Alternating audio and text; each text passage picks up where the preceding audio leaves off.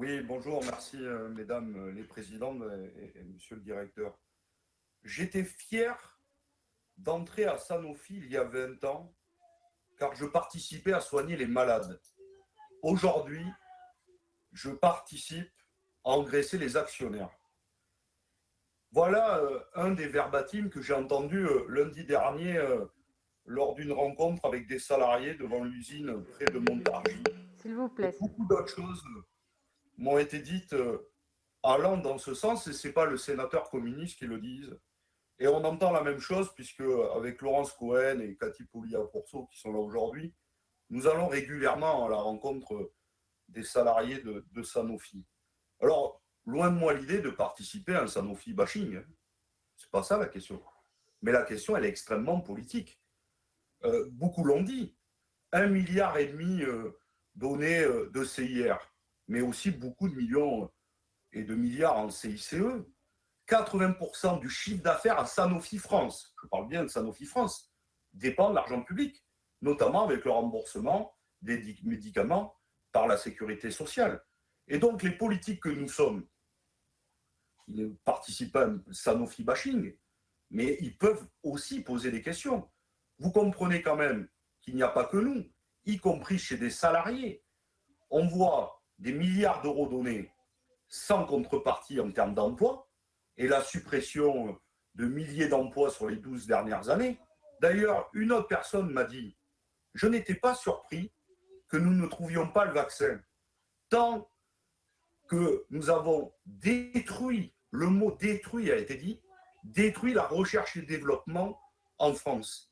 Donc, pardonnez-nous de poser des questions, et y compris, je vous le dis, pas que les questions de sénatrices ou sénateurs, c'est largement partagé, je dirais, chez nos concitoyens. Beaucoup d'argent public donné, des milliards d'euros donnés de dividendes, 4 milliards en pleine crise sociale et sanitaire, des salaires bloqués pour la plupart depuis 5 ans, et malheureusement, que nous n'arrivons pas à trouver le vaccin.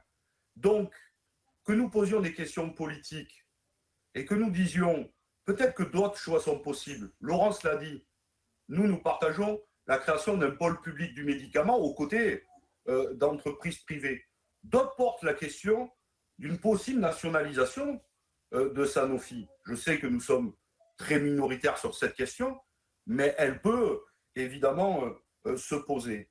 Et puis, une question précise, parce que je reviens à ce que m'a dit ce salarié. Lorsque j'ai embauché, je contribuais à soigner des malades et non pas des actionnaires. Comment on peut expliquer aujourd'hui que 200 à 300 médicaments qui sont majeurs pour soigner les gens, mais dont la rentabilité se chiffre à moins de 1 million d'euros par an, et que sur ces 200 à 300 médicaments, vous envisagiez de les arrêter pour seulement produire des médicaments avec un taux de rentabilité au-delà de 20, 30 ou 40%. Je pense qu'il y a une question qui mérite d'être posée, qui avait été posée par le président de la République en mars de l'année dernière. J'avais bien écouté son discours. Il y a des biens et des services qu'il faut sortir du secteur marchand. La santé en est une. Et donc, je pense que la question est politique. Oui, la question de la santé doit être un bien non marchand. Le médicament doit être un bien non marchand. Et il ne peut pas être donc soumis à la rentabilité des actionnaires, mais bien au bien commun pour soigner l'ensemble des malades, évidemment en ce moment du Covid, mais évidemment pour toutes les maladies qui nous touchent. Voilà, merci de votre attention. D'abord, pardonnez-moi si j'ai donné le sentiment que j'ai essayé de contrebalancer un petit peu les positions. Encore une fois, je pense qu'il faut reconnaître qu'un investissement d'un demi-milliard annoncé en juin de l'année dernière au milieu de la crise, c'est aussi une bonne nouvelle qu'il faut collectivement, et je parle à la représentation nationale, souligner, saluer de temps en temps. Enfin, c'est mon point de vue. Sur les dividendes, effectivement, Sanofi verse des dividendes, et au fond, moi, j'ai toujours considéré que c'était une bonne nouvelle qu'un groupe puisse verser des dividendes, parce que c'est la preuve qu'il y a une forme de confiance dans ceux qui investissent dans le groupe. Parce que c'est ça quand même. On est dans un secteur où vous voyez bien qu'entre la recherche très fondamentale et la commercialisation, il y a toute une série de risques et d'enjeux, et on l'a bien vu, y compris dans le cadre du vaccin chez Sanofi, où vous pouvez avoir un problème et vous êtes décalé. Et donc les investisseurs, ils font des paris extrêmement risqués lorsqu'ils investissent dans l'industrie pharmaceutique, parce qu'il y a beaucoup de candidats au départ, il y a très peu de médicaments à l'arrivée. Et donc, récompenser ceux qui prennent des risques sur des temps longs, c'est important. C'est une marque de confiance. Et lorsque vous regardez, là aussi, il faut regarder en relatif. D'abord, la structure de l'actionnariat, ça a été un peu posé aussi tout à l'heure par votre collègue sénateur. Un tiers de l'actionnariat est occupé par des Français, soit des institutions, soit de l'actionnariat privé, soit même nos propres salariés qui sont en grande partie actionnaires du groupe. Et donc, verser du dividende, c'est aussi irriguer à nouveau l'économie nationale en grande partie. Après, avoir le comparatif avec les autres groupes, parce que c'est très important. Sanofi, aujourd'hui, se situe un peu entre les groupes très performants et les groupes qui décrochent. On est un peu au milieu du gué. Et on espère que notre stratégie va nous faire basculer du côté des groupes les plus innovants. Je vous ai expliqué tout à l'heure les choix technologiques, les choix des aires thérapeutiques, le choix des médicaments sur lesquels nous investissons massivement. Verser le dividende, ça nous permet de maintenir aussi un niveau de cours de bourse qui est le plus élevé possible et une capitalisation qui est élevée. Avoir une capitalisation élevée, c'est important. Parce que là aussi, quand vous regardez la manière dont on investit dans des sociétés externes, c'est par échange d'actions. Donc il faut que notre cours de bourse et que notre niveau d'action soit élevé, et que notre capitalisation soit suffisamment aussi élevée pour nous protéger d'autres investisseurs ou de groupes qui pourraient s'intéresser à nous. J'ajoute là-dessus que sur les 10 dernières années, des groupes comme J&J ou Pfizer, ils ont doublé leur capitalisation. Nous, on est resté stable. Ce qui peut créer un peu de doute de la part des investisseurs. Ils disent, je vais plutôt aller voir du côté de J&J ou Pfizer qui ont doublé leur capitalisation, qui ont des performances supérieures aux nôtres. Le fait qu'ils restent, il faut aussi qu'on les récompense et qu'on garde cette structure, je vous dis, et ce niveau de capitalisation. Le risque, quand vous ne basculez pas dans la croissance et que vous basculez dans ce groupe de laboratoires qui sont plutôt en décélération, c'est que votre capitalisation elle se rétracte. Et quand vous vous rétractez, vous êtes plutôt dans une situation où vous devez vendre plutôt que d'investir, vendre vos actifs. Ce n'est pas notre objectif. Nous, on veut s'étendre, on veut croître, on veut que notre capitalisation elle augmente, on veut que notre cours de bourse augmente. Et pour ça, on a besoin de la confiance des investisseurs. Et verser le dividende, ça passe. C'est une marque de confiance qu'on leur doit lorsqu'ils continuent à investir dans un groupe comme Sanofi. Sur l'autre question qui correspond au vaccin, à la production et à la place de l'Europe. On a vu effectivement dans cette crise que l'Europe n'avait pas les outils qu'ont d'autres continents. Les États-Unis, il y a eu cette polémique avec Paul Hudson qui avait indiqué que les Américains pouvaient avoir le vaccin plus tôt, mais ça a été aussi un moyen de réveiller un petit peu les consciences au sein de l'Europe.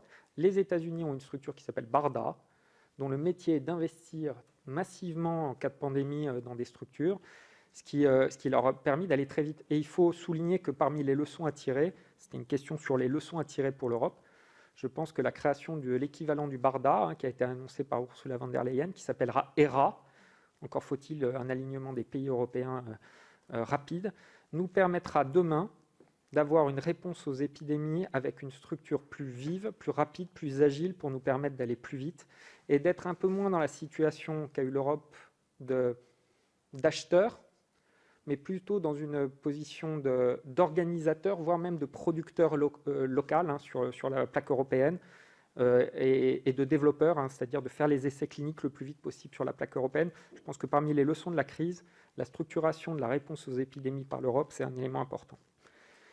Sur l'échec de l'Institut Pasteur, il y a eu un choix technologique là aussi.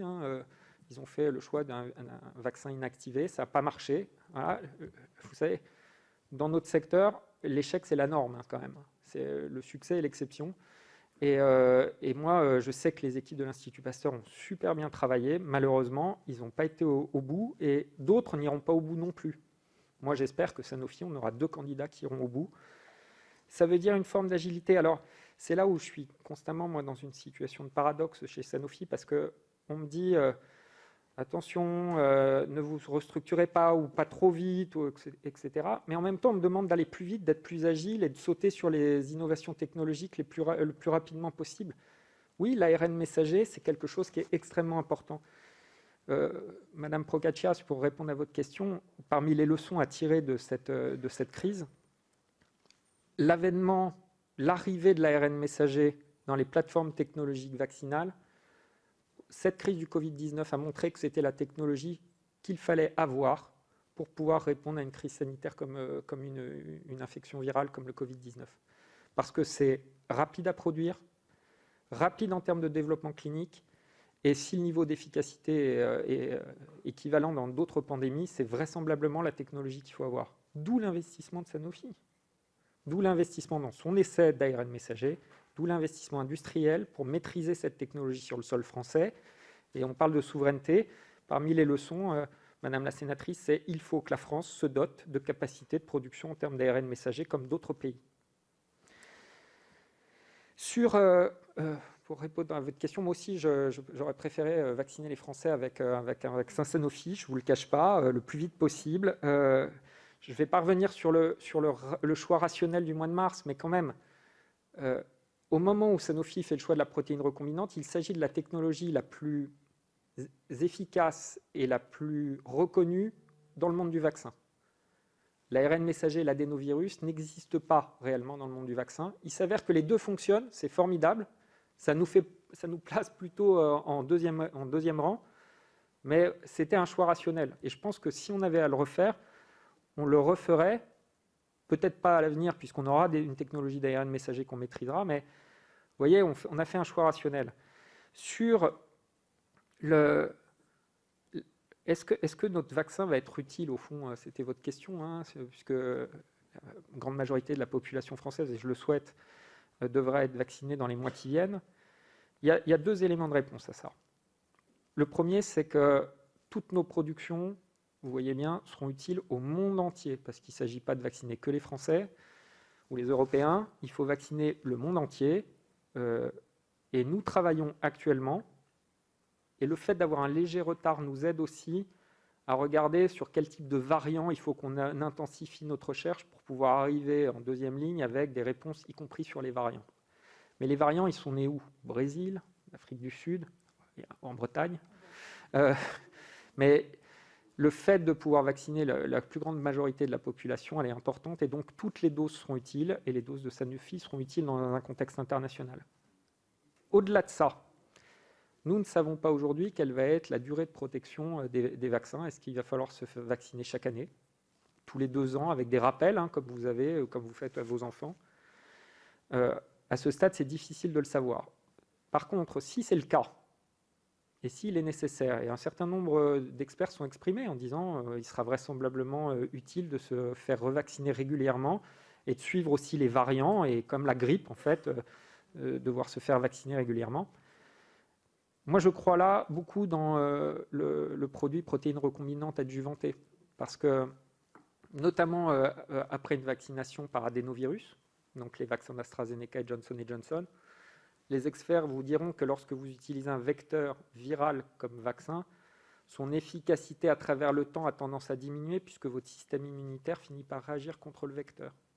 D'où l'intérêt d'avoir d'autres stratégies thérapeutiques derrière les adénovirus. Ça peut être de l'ARN messager, ça peut être aussi de la protéine recombinante. Dans tous les cas, avoir plusieurs armes, c'est utile. Et c'est pour ça que je pense que dans tous les cas, la protéine recombinante et le vaccin de Sanofi sera utile, peut-être en tant que booster, hein, on appelle ça booster, après une première vaccination.